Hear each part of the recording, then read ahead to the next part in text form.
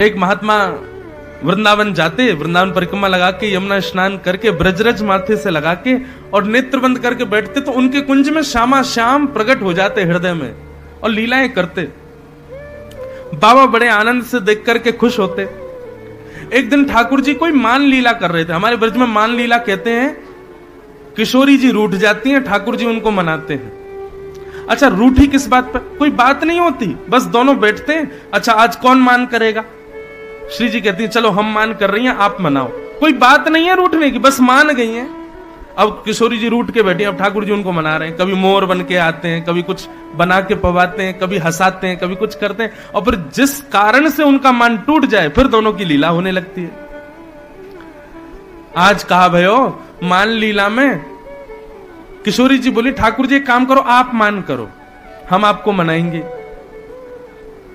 ठाकुर जी बोले आप ही करो मान, हमसे मत करवाओ। श्री जी बोली नहीं नहीं नहीं, आज आप मान करो, हम आपको मनाएंगे। ठाकुर जी बोले रहने दो, परेशान हो जाओगी, काहे को हमसे मान करवा रही हो। श्री जी बोली नहीं, आज तो आप ही मान करोगे। ठाकुर जी बोले कर लें? बोले हाँ करो। किशोरी जी को लगा हम तो यूं मना लेंगे ठाकुर जी को, यूं।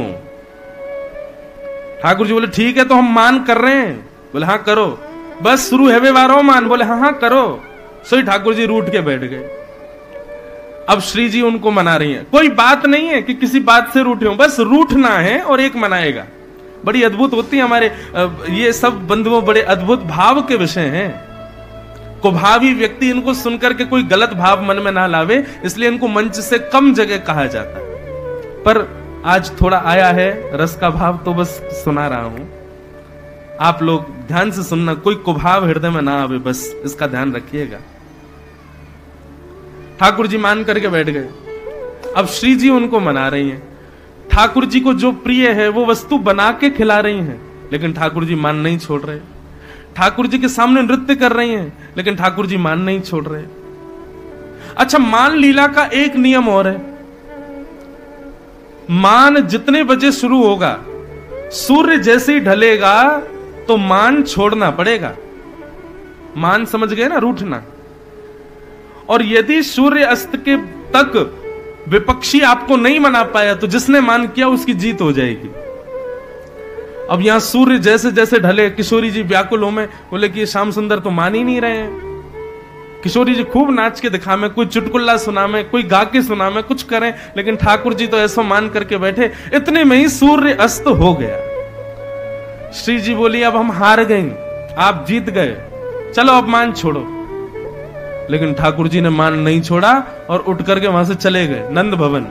श्री जी बोली ये नियम तो नहीं है, नियम तो ऐसा है कि सूर्यास्त होते ही मान छोड़ना पड़ता है। ये ठाकुर जी ऐसे नहीं, बात करके जाओ, मान तोड़ के जाओ। लेकिन ठाकुर जी ने कोई प्रत्युत्तर नहीं दिया, चले गए। श्री जी को रात भर नींद नहीं आई, बोले कि ये कैसा मान, सूर्यास्त होगा उसके बाद भी मान नहीं तोड़ा। दूसरे दिन श्री जी कुंज में प्रतीक्षा कर रही, ठाकुर जी आए। ठाकुर जी आए, आकर के शिला पर फिर से मान करके बैठ गए। श्री जी बोली ये सारे नियम तोड़ दिया आपने, कल रात में बिना बात किए चले गए और अब आज सीधे मान में ही बैठ गए हो, ये कोई नियम तो नहीं था श्याम सुंदर। ठाकुर जी कोई प्रत्युत्तर नहीं दे, मान में बैठे। श्री जी थोड़ी देर तो बात करती रही, बोली कि ऐसे नहीं मानेंगे, मनाओ। खूब मनाया, आज भी ठाकुर जी नहीं माने।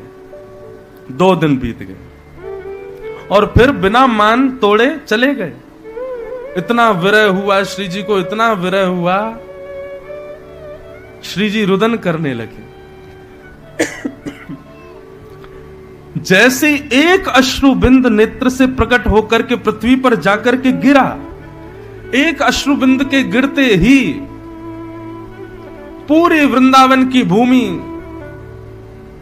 ताम्र वर्ण की हो गई, लाल पड़ गई महाराज।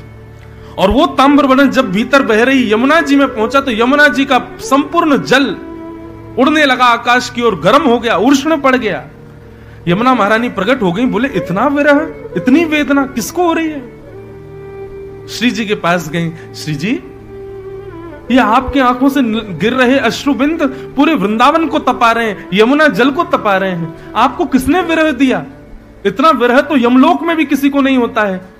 नाम बताइए उसका जिसने आपको विरह दिया। श्री जी बोली और कौन है? तुम्हारे ठाकुर जी हैं। 3 दिन हो गए मान लीला कर रहे हैं, ऐसा मान करके बैठे, ऐसा मान ही नहीं रहे। मुझे इतनी वेदना हो रही है।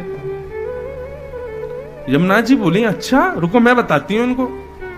तो हमारी यमुना जी जो है ना बंधुओं, यदि वो स्त्रियों के वस्त्र ना पहने, पुरुषों जैसे वस्त्र पहन ले, तो कोई बता नहीं सकता कि ये यमुना जी हैं कि कृष्ण हैं। एक जैसे हैं बिल्कुल।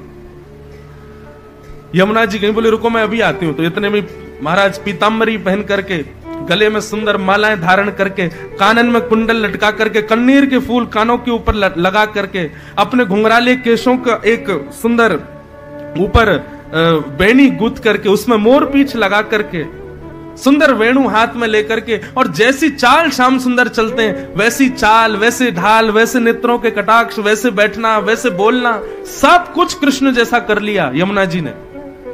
और जैसे ही राधा रानी के आगे आई, राधा रानी ने जैसे ही देखा श्याम सुंदर, आप मान गए, आपका मान टूट गया। यमुना जी बोली श्याम सुंदर नहीं हूं मैं यमुना जी हूं।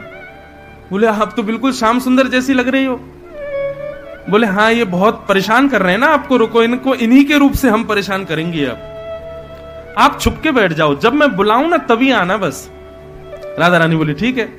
अब राधा रानी तो छुप गई। ठाकुर जी मान कर रहे थे, वन में बैठे शिला के ऊपर, देख रहे हैं आकाश में। इतने में ही छम छम छम नूपुरों की आवाज। ठाकुर जी बोले ये तो मेरे नूपुर हैं, ये पीछे से आवाज क्यों आ रही है?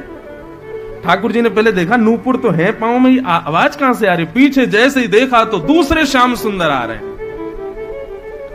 ठाकुर जी बोले हैं मैं तो यहां बैठा हूं, जे कौन घूम रहा है? ठाकुर जी उसके पीछे पीछे चलने लगे। अरे भैया तू कौन है?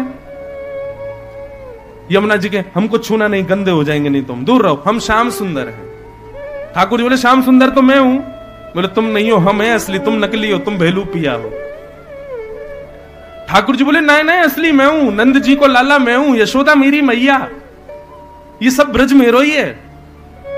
यमुना जी बोली नहीं नहीं हम नंद जी के लाला हैं, यशोदा जी हमारी मैया है, और ये सब ब्रज मेरो है, तुम तो भेलू पिया हो, और मैं पूरे पूरे वृंदावन में जाके हल्ला मचा दूंगा कि ये भेलू पिया असली मैं हूं। ठाकुर जी सामने आके खड़े हो गए। बोले नहीं आज तो फैसला है कि रेगो असली कौन है। यमुना जी बोली तो बताओ कैसे पता चलेगी असली कौन? ठाकुर जी बोले मेरी बंशी स्वर्ण की है। यमुना जी बोली हमारी भी बंशी स्वर्ण की है। हार गए, तुम नकली हो। ठाकुर जी बोले नहीं नहीं नहीं, मेरे हाथ में पद्मराग के कंगन है, ये केवल 2 ही हैं पूरे विश्व में। यमुना जी बोली हमारे हाथ में भी पद्मराग के कंगन है, बताओ तुम ही नकली हो। हर चीज ठाकुर जी कहते जाएं और यमुना जी वैसी वैसी देती जाएं। अंत में यमुना जी बोली अब एक ही तरीका है असली और नकली को पहचानने को। बोले कहा? बोले मैं टेर बजाऊं बंशी में और श्री राधा रानी आके जाके बगल में खड़ी रह जाएंगी, वो ये असली है। अब ठाकुर जी बोले हमसे तो वो मान करके, हम तो उनसे मान करके बैठे हैं, हमारे पास तो वो बिल्कुल नहीं आएंगी, वो तो इन्हीं के पास ही आएंगी। और जैसे ही यमुना जी ने टेर बजाई, इतने में ही वृक्ष के पीछे से श्री जी चलती भाई आई। ठाकुर जी उनके पास गए। बोले श्री जी देखो ये ना नकली घूम रहा है, यहाँ के पास मत जाइए। मैं मान नहीं करूंगा, आज के बाद कभी मान नहीं करूंगा, कान पकड़ रहा हूं, हाथ जोड़ रहा हूं, आज के बाद कभी मान। आप मेरे बगल में आके खड़ी हुई हो। श्री जी बोली पता नहीं कहां से भेलूपी आ जाते हैं, चलो हटो यहां से, असली तो वो हैं, वो खड़े हैं सामने। अब तो श्री जी जैसी उनके पास जाके खड़ी भाई, ठाकुर जी के नेत्रों से मोटे मोटे अश्रुबिंद करने लगे। बोले कि ये मोह लगे, ये दोनों मिलके मुंह को ब्रश से निकाल देंगे, ये सबको जाके बोल देंगे कि भेलूपिया ये नकली है और मेरो का होएगा। ठाकुर जी को जैसे ही विरह वेदना हुई, इतने में ही श्री जी ने उनको देखा।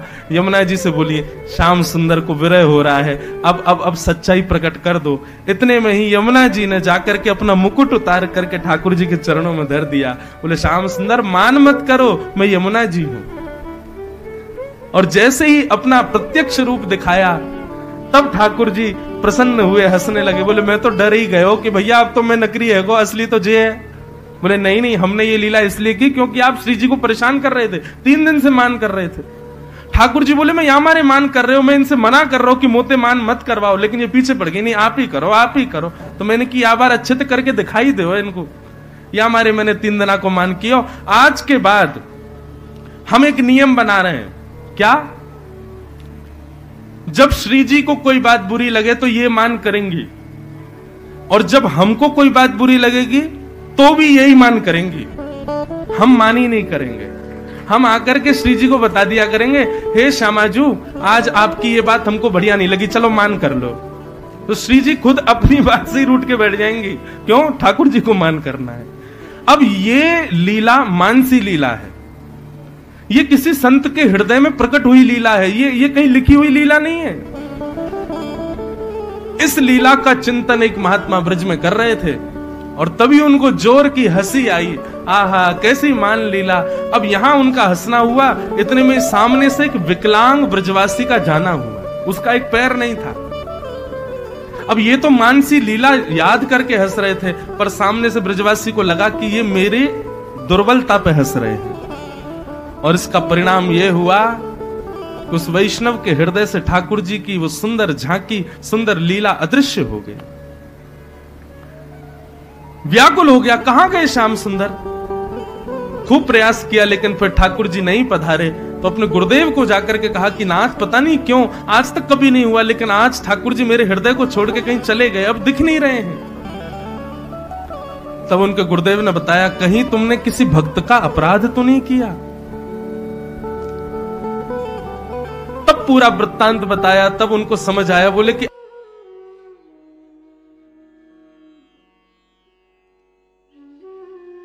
का अपराध किया है, इसलिए आपके हृदय से ठाकुर जी चले गए। सोचो, जानबूझ के अपराध करने पर क्या होगा? जब बिना जाने अपराध करने पर ठाकुर जी त्याग देते हैं, तो आप किसी को जानबूझ करके किसी का अपराध करोगे तो क्या करेंगे ठाकुर जी? इसलिए भैया हाथ जोड़ के प्रार्थना, वैष्णवों का कभी भी अपमान मत करना। और आपको यदि कोई याद आ जाए कि मेरे से वैष्णव का अपराध हुआ है, अपमान हुआ है, तो इसका प्रायश्चित क्या है? कम से कम 100 वैष्णवों को भोजन कराओ, दक्षिणा दो, और 100 के 100 वैष्णवों के आगे कान पकड़ के क्षमा मांगो, तब आपका अपराध नष्ट होगा।